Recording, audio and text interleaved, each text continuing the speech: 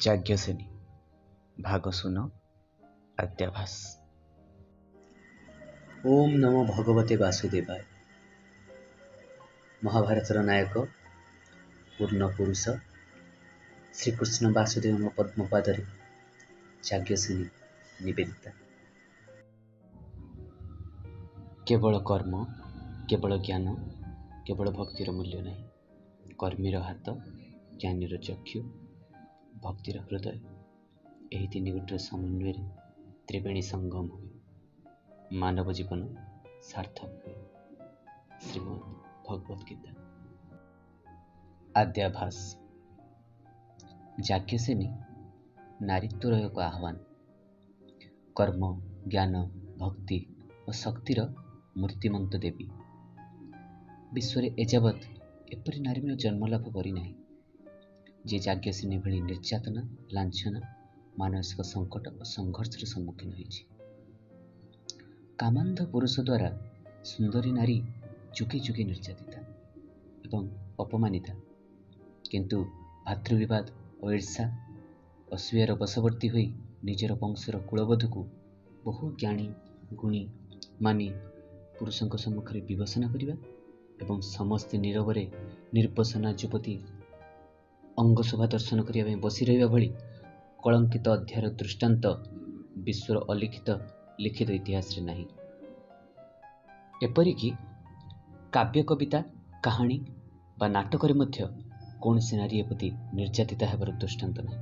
ଖାଲି ସେତିକି ନୁହେଁ, ଅଜ୍ଞାତରେ ଶାଶୁଙ୍କର ପାଟିରୁ ଖସି ଯାଇଥିବା ପଦେ କଥା ପାଇଁ ରାଜନନ୍ଦିନୀ କୃଷ୍ଣାଙ୍କୁ ବାଧ୍ୟ ହୋଇ ପଞ୍ଚପତି ବରଣ କରିବାକୁ ହେଇଛି।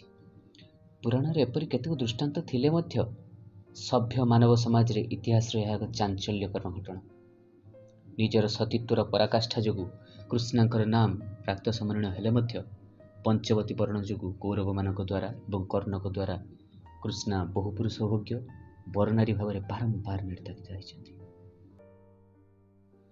ତଥାପି ପଞ୍ଚପାଣ୍ଡବଙ୍କର ସୁଖ ଦୁଃଖର ଚିର ସହଚରୀ କୃଷ୍ଣା ଜୀବନରେ ନାନା ଦୁଃଖର କଷଣ ଭୋଗିଥିଲେ ମଧ୍ୟ ମନୋବଳ ହରାଇ ନାହାନ୍ତି।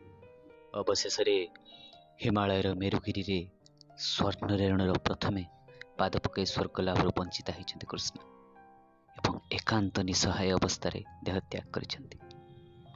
କୃଷ୍ଣଙ୍କର ତ୍ୟାଗ, ନିଷ୍ଠା, ଚାରିତ୍ରିକ ଦୃଢ଼ତା ସମ୍ପର୍କରେ ଆମେ କେତେ ଟିକେ ବା ଜାଣୁ?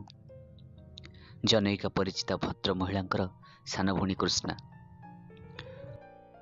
ମଦ୍ୟପ ଦୁଶ୍ଚରିତ୍ର ସ୍ୱାମୀ ଦ୍ୱାରା ପରିତ୍ୟକ୍ତା ହୋଇ ବାପ ଘରେ ରହୁଥାନ୍ତି।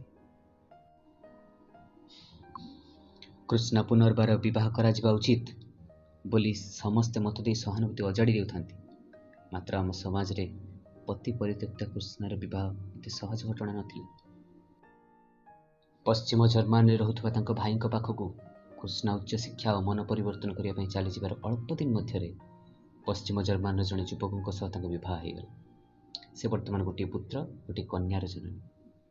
ତାଙ୍କ ବୈବାହିକ ଜୀବନ ମଧୁମୟ। କିନ୍ତୁ ଆଶ୍ଚର୍ଯ୍ୟର କଥା, ଯେଉଁମାନେ ଦିନେ କୃଷ୍ଣାଙ୍କୁ ସହାନୁଭୂତି ଜଣାଉଥିଲେ, କୃଷ୍ଣାଙ୍କ ଦ୍ୱିତୀୟ ବିବାହରେ ସେମାନଙ୍କ କୃଷ୍ଣଙ୍କ ପ୍ରତି ଘୃଣାଭାବ ପୋଷଣ କରି ତାଙ୍କ ଚରିତ୍ର ସମ୍ପର୍କରେ ନାନା କଥା କହିବାକୁ ଆରମ୍ଭ କଲେ। ଏପରିକି ଜଣେ ମନ୍ତବ୍ୟ ଦେଲେ, ନାମଟି ଯେତେବେଳେ କୃଷ୍ଣା, ସେ ଗୋଟିଏ ସ୍ୱାମୀ ପାଖରେ ସନ୍ତୁଷ୍ଟ ରହନ୍ତା କିପରି? କୃଷ୍ଣା ତ ପଞ୍ଚପତି ବରଣ କରି ମଧ୍ୟ ସେତିକିରେ ସନ୍ତୁଷ୍ଟ ନ ରହି କର୍ଣ୍ଣ ଓ ଶ୍ରୀକୃଷ୍ଣଙ୍କ ପ୍ରତି ଅନୁରକ୍ତା ଥିଲେ। ସେଦିନ ବ୍ୟଥିତା ହୋଇଥିଲି ଏପରି ମନ୍ତବ୍ୟରେ। କଳିଯୁଗର ପତି ପରିତ୍ୟକ୍ତା ନାରୀ କୃଷ୍ଣା ପ୍ରତି ଏଭଳି ମନ୍ତବ୍ୟ ମୋ ବ୍ୟଥାର କାରଣ ନୁହେଁ। ମଣିଷ ପାଇଁ ମଣିଷର କୁମ୍ଭୀର କାନ୍ଦଣା ଆଜିକାଲି ଅତି ସ୍ୱାଭାବିକ। ଦ୍ୱାପର ଯୁଗର ଅସାମାନ୍ୟ ବିଦୁଷୀ, ଭକ୍ତିମତୀ, ଶକ୍ତିମତୀ ନାରୀ କୃଷ୍ଣାଙ୍କ ପ୍ରତି ଏକ ବିଚାର ଶୂନ୍ୟ ମନ୍ତବ୍ୟ ମୋ ଦୁଃଖର କାରଣ। ଏହା ଏକ ବ୍ୟକ୍ତିଗତ ମନ୍ତବ୍ୟ ହେଇପାରେ, ମାତ୍ର ଆମ କୃଷ୍ଣାଙ୍କୁ କେତେ ଟିକେ ବା ଜାଣିଛୁ, କେତେ ଟିକେ ବା ବୁଝିଛୁ ମହାଭାରତର ଐତିହ୍ୟ ଏବଂ ମହାନ ସଂସ୍କୃତିକୁ? ମୂଳ ସଂସ୍କୃତି ମହାଭାରତ କିମ୍ବା ତାର ଭାଷାନ୍ତର ଏବଂ ଆମ ସାରଳ ମହାଭାରତ ଆମ ଭିତରୁ କେହି ଜଣ ପଢ଼ିବାର ସୁଯୋଗ ପାଇଛନ୍ତି? ଅନ୍ଧମାନଙ୍କର ହାତୀ ଦର୍ଶନ ଭଳି ମହାଭାରତର ମହାନ ଆଖ୍ୟାୟିକାକୁ ନିଜେ ନ ପଢ଼ି ଶୁଣାଶୁଣିରେ ଯତ୍ କିଞ୍ଚିତ୍ ଜ୍ଞାନ ଲାଭ କରି ଆମେ ନିଜର ସଂକୀର୍ଣ୍ଣ ଦୃଷ୍ଟିକୋଣକୁ ବିଚାର କରି ଆମର ସଂସ୍କୃତିକୁ ବିକୃତ ରୂପ ହିଁ ଦେଇ ଚାଲିଛୁ। କୃଷ୍ଣାଙ୍କୁ ଯାଜ୍ଞସେନୀ ରୂପରେ ଚିତ୍ରଣ କରି ମୋ ଦେଶରେ ସଂସ୍କୃତି ପ୍ରେମୀ ପାଠକଙ୍କ ବିଚାର ଉପରେ ଛାଡ଼ିଦେବା ପାଇଁ ଉପରୋକ୍ତ ଘଟଣା ହିଁ ମୋତେ ସଂକଳ୍ପବଦ୍ଧ କରିଥିଲା। ମୁଖ୍ୟତଃ ମୁଁ ବାସୁଦେବଙ୍କ ମୂଳ ମହାଭାରତକୁ ହିଁ ଆଶ୍ରୟ କରିଛି। ସାରଳା ମହାଭାରତର ପ୍ରଭାବ ମଧ୍ୟ କେତେସ୍ଥଳେ ପଡ଼ିଥାଇପାରେ। ଅନେକ କାଳ୍ପନିକ ଘଟଣା ଏବଂ କାଳ୍ପନିକ ଚରିତ୍ର ମଧ୍ୟ ମୂଳ ଘଟଣା ସହ ସଂଯୋଗ ରହିଛି। ଉପନ୍ୟାସର ଆବଶ୍ୟକତା ଦୃଷ୍ଟିରୁ ମୂଳ ମହାଭାରତର ଘଟଣା ପ୍ରବାହରେ କ୍ରମରକ୍ଷାରେ ସାମାନ୍ୟ ବ୍ୟତିକ୍ରମ କେତେକ ସ୍ଥଳେ ହେଇଛି। ଜଣେ ସାଧାରଣ ମରଦେହୀ ଧାରିଣୀ ନାରୀ ଭାବରେ କୃଷ୍ଣାର ବିଡ଼ମ୍ବିତ ବୈଚିତ୍ର୍ୟମୟ ଜୀବନ ମାନସ୍ଥିତିକୁ ଚିତ୍ର ଦେବା ପାଇଁ ପ୍ରଯତ୍ନ କରିଛି। ମହାପୁରୁଷ କୃଷ୍ଣ ହିଁ ମହାଭାରତର ନାୟକ। କୃଷ୍ଣ ଏବଂ କୃଷ୍ଣା ନାମ ଦୁଇଟିର ଆର୍ଥିକ ସଂଯୋଗ କରି କୃଷ୍ଣ ଏବଂ କୃଷ୍ଣାଙ୍କ ଭିତରେ ଦେହାତୀତ ପ୍ରେମ ସ୍ପିରିଚୁଆଲ ଲଭ୍ର ସମ୍ପର୍କ ସ୍ଥାପନ କରିଛି। କୃଷ୍ଣ ଏବଂ ଦ୍ରୌପଦୀ ମଧ୍ୟରେ ସଖା ଓ ସଖୀ ସ୍ପିରିଚୁଆଲ ଲଭ୍ ସମ୍ପର୍କରେ ବହୁତ ଗ୍ରନ୍ଥକାର ପୂର୍ବରୁ ମଧ୍ୟ ଦେଖାଇଛନ୍ତି। ତେବେ କୃଷ୍ଣଙ୍କ ଔଲୌକିକ ଚରିତ୍ର ଅନୁଧ୍ୟାନ କଲେ କେଉଁ ନାରୀ ବା କେଉଁ ଯୁଗରେ ତାଙ୍କୁ ପ୍ରେମ ନ କରି ରହିପାରିବ? ଆଜି ପାଇଁ ଏତିକି। ଏ ତ ଥିଲା ଆଦ୍ୟାଭାସ। ଆସନ୍ତା ଅଧ୍ୟାୟରେ ଆରମ୍ଭ କରିବା ଯାଜ୍ଞସେନୀର କାହାଣୀ।